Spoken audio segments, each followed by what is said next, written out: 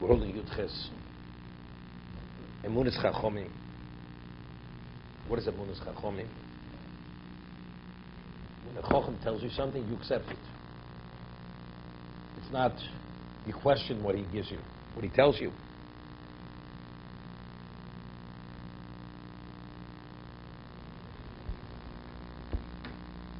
כי כאשר מאמין בדברי חכמים, אז יש לו דבקות בחכמים, כאשר מאמין בהן רואה שיקנה חכמים, חוכמת חכמים יהיה בכלל חכמים.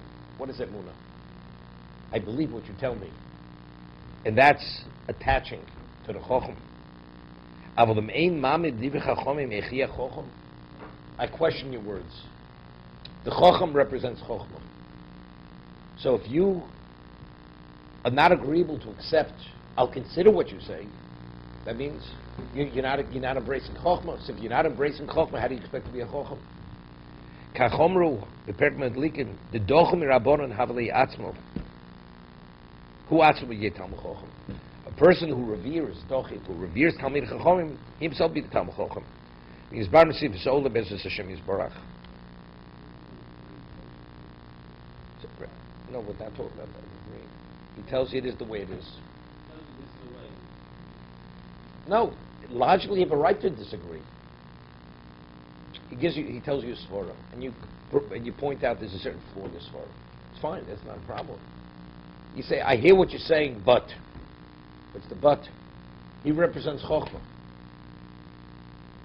I'll tell you a story. Once, many years ago, somebody visited Yad Avram, and Rabbi Kalatsky, when he moved there to Israel, he said a shir once a week in Kol Torah. Because he lived in Eifegan, and that's where Kol Torah is till today. And he would say a shir. We're talking about he was one of the Gedolei Ador. He was a peer of the Briskerov. They learned together in Volozhin. Briskerov with Rabbi Kalatsky. And when he would say the shir, he would say it in Ivris, not Ivrit. Perfect Hebrew, but it was Ivris, not Ivrit.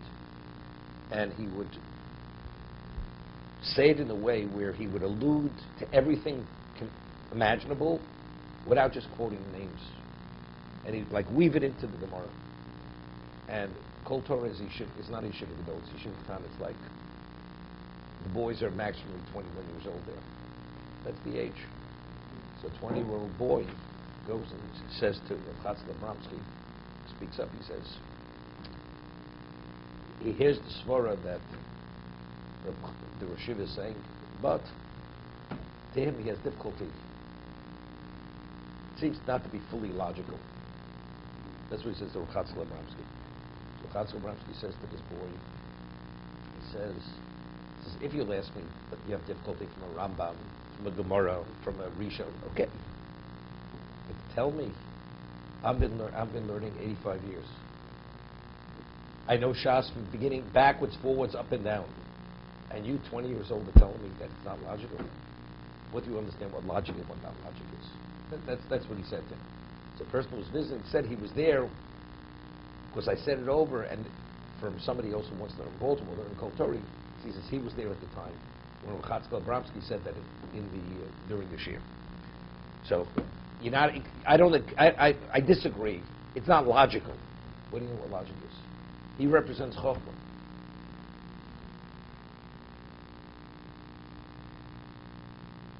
Hayutes Kabbalas Yisurim.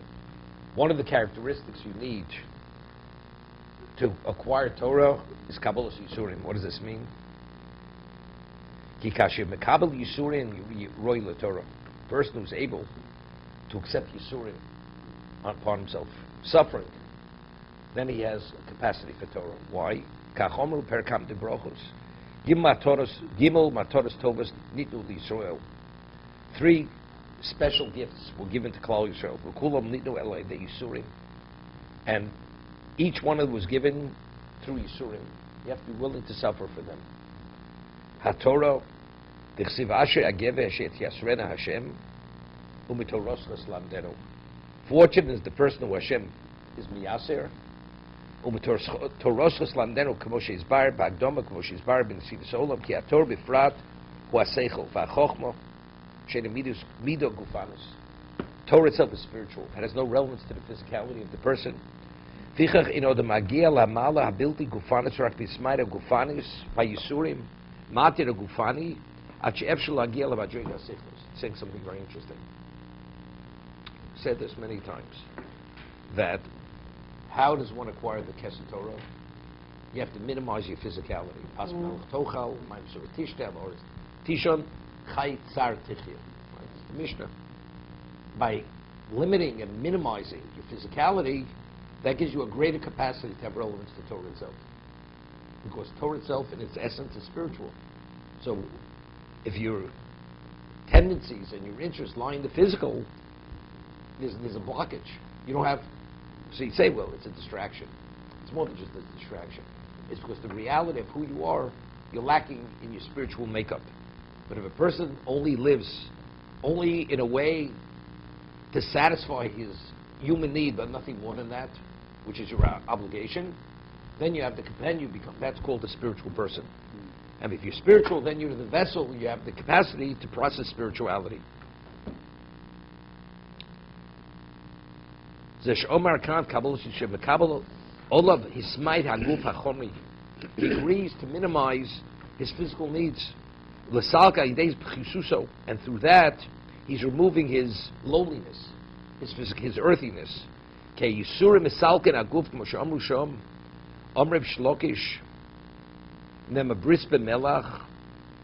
says bris melach. We just had it, right? There's a chiyuv, an obligation. And when you bring a sacrifice, you have to salt it, whether a mincha or a meat offering. So it says bris melach. Bris melach olam nemar bris yisurin. It says bris by melach. It says bris by yisurin. El divri abris ma bris hama melach mamtik abosar. Just as when you salt meat, it sweetens the meat. When you extract the blood, the meat becomes sweeter. It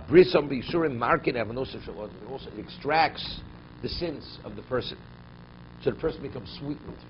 You're in a more spiritual state.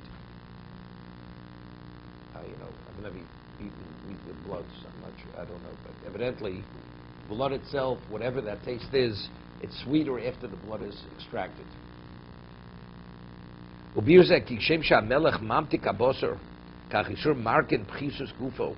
Psora achu roy limida sichlus.